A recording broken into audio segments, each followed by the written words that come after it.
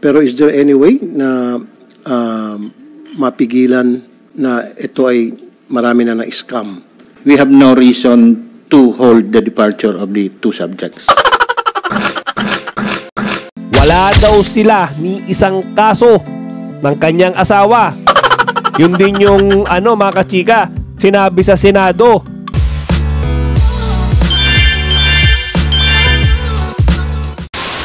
Magandang araw mga kachika. Rigel po ulit ang inyong chika patron.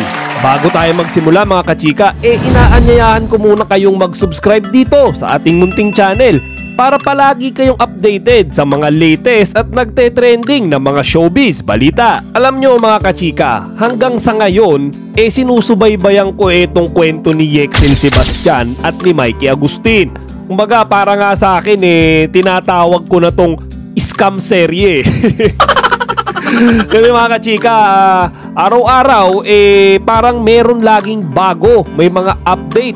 Kasi nga sa Facebook wall, ang daming mga, alam nyo yun, mga joke, memes, patama, batikos, alam nyo yun, sa kanilang dalawang mag-asawa. Ngayon, sa mga hindi pa nakakaalam, panoorin nyo lang tong video ko na to. Diyan ko pinapaliwanag kung ano ba talaga yung naging atraso at mga aligasyon na meron etong si Yexel tsaka si Mikey. Ngayon, tuloy tayo mga kachika. Kasi nga, dahil nga sa ginawa nilang 200 million pesos alleged na scam, sa mga kachika, total amount yan na kinuha nila mula sa sabi 400 na katao.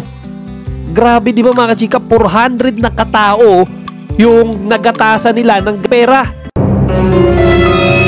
So ngayon mga kachika, 4 days ago, nakatakas sila ng bansa. Yung term na takas mga kachika, yan yung ginagamit kapag yung tao may kasalanan at biglang pumuslit, biglang nawala. Kasi ang paliwanag ni Yexel dyan mga kachika, pinoprotektahan niya lang daw yung kanyang pamilya. Nakakatanggap daw kasi siya ng mga pagbabanta, death threat. Siyempre mga kachika, natural na human instinct yan Pag nakakaramdam tayo ng kaba, una natin gagawin, di ba, didepensahan natin yung sarili natin. Kumbaga, aalis tayo doon sa lugar na alam nating pwede tayong mapahamak.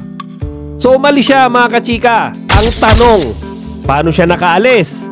Kahit nakaliwat kanan yung mga na-scam niya, kahit na 200 million pesos yung hinahabol ng mga tao sa kanya.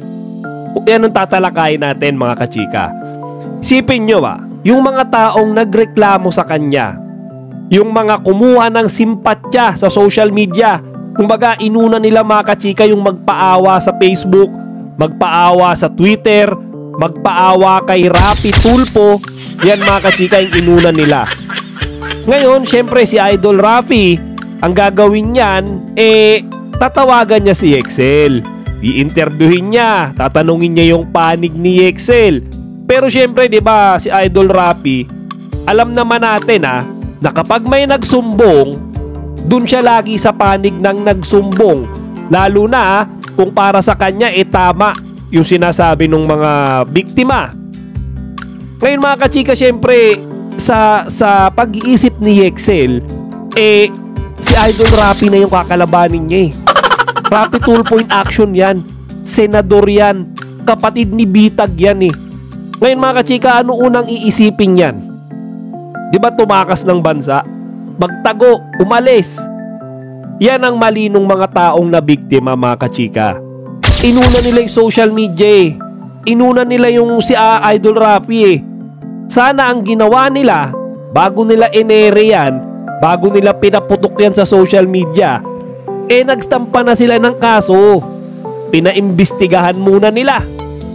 Di ba mga kachika, ang dapat na ginawa nila dyan, naghain kaagad sila ng mga demanda kung talagang mapatunayan nga na na-scam sila.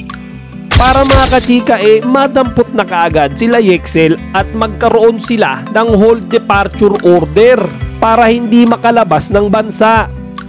Kasi mga kachika, kaya silang nakalabas ng bansa, yun ang ibinibida ni Yexel ngayon dun sa recent post niya. wala daw sila ni isang kaso ng kanyang asawa. Yun din yung mga kachika, sinabi sa Senado. Tinanong kasi ni Idol Rapi, bakit daw nakalabas ng bansa to si Excel? So simple lang, ang sinagot sa kanya, wala naman daw kasing kaso nasa batas yan. Is there any way, I know na kailangan ng whole departure order from the court bago nyo hindi mapasakay yung isang taong gustong bumiyahe. Pero is there any way na mapigilan, I don't know, it's up to you sa immigration, gayon meron naman palang balita na kalat na ito ay marami na na-scam at inireklamo na sa NBI. Attorney Commissioner, go ahead, please. Commissioner.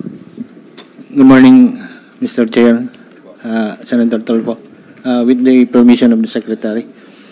Indeed, our records show that Mikey, Trixia Agustin, and Bixel Sebastian left for Nagoya this morning at 7 o'clock. And based on our records, the two subjects have no whole departure order. And in fact, they have no derogatory record based on our database. Other than a whole departure order that can be issued only by a regional trial court upon a case filed, the Department of Justice can also issue an immigration lookout bulletin, but there must be a complaint already filed with the prosecutor's office, or a precautionary hold order can be issued also by the court upon filing of the criminal complaint with the prosecutor's office. So, as of now, we have no reason to hold the departure of the two subjects. We have no reason to hold the departure of the two subjects. We have no reason to hold the departure of the two subjects. Bakit ka magpipigil sa mga taong gustong lumabas ng bansa kung wala naman silang kaso? Ngayon mga kachika, hirap na silang habulin si Excel. Mali kasi yung yung diskarte. Kapag ikaw may gustong hulihin, mapahayop man yan, mapa-insekto, biglain mo. Huwag mong bulabugin. Pag binulabog mo yan, tatakbo ka agad yan Ang gawin mo, dahan-dahan ka lang. Yung tipong hindi niya alam. Yung tipong parang mga kachika, ordinary day lang. Tapos biglang may bubulaga sa pintuan niya ng mga pulis. Bigla siyang pupusasan. Ganon mga kachika. Kung ganon sana yung ginawa ng mga nabiktima, di sana mga kachika hindi nakalabas ng bansa to si Excel tsaka yung asawa niya. Di sana mga kachika hindi sila ngayon naghahagilap dyan sa Nagoya, Japan, nagpo-post ng kung ano-anong fake news para lang mahuli. Ito kasing recent post sa kanya mga kachika, sinasabi na ito nga daw si Excel mga kachika may patong na sa ulo. Kumbaga, 50 lapad ang magiging pabuya o reward kapag sila ay nahuli. At ang magbibigay ng pabuya si Idol Rapi at ang NBI daw. Fake news daw yan ayon kay Excel. Pero mukha nga rin fake news mga kachika kasi ang allegedly 200 million pesos lang yung total na na-scam. Pero dito nga sa recent post na kumakalat, 300 million pesos daw yung na-scam. So pinost yan ni Excel sa kanyang Facebook page. Sinabi niya na iyon daw ay fake news, walang katotohanan at hindi dapat basta-basta pinaniniwalaan. At para din sa inyong kalaman mga kachika, hindi pa rin umaamin si Excel at ang kanyang asawa na si Mikey na sila ay may nagawang kasalanan. Hanggang ngayon mga kachika, ang statement nila biktima lang din sila netong ang scam na nangyari. Kumbaga ang sinisisi nila mga kachika itong businessman na naghikayat ng mga investors at isa sila sa mga investors na yon. Pero yun nga akin doon mga kachika, hindi kasi nila medyo maintindihan na responsibilidad nila yung mga taong nahikayat nila eh. Di ba mga kachika, yung mga taong yun eh, hindi naman magkakaroon ng idea dun sa investment scam na yun kung hindi nila niyaya, kung hindi nila binrainwash. Kumbaga mga kachika, ano sila eh, parang ahente yung dating nila eh. Na tipong kung ano yung mga pwede nilang sabihin, iba to para lang makalikom ng pera, gagawin nila lahat yan. Ako mga kachika, sa totoo lang, habang tumatagal eh, mas lalo nagiging interesting para sa akin tong scam serye na to eh.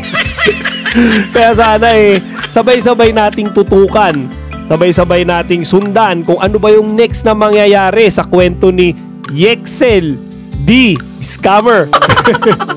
So merong Monkey D. Luffy, merong Gold G. Roger, meron din tayong Yexel D.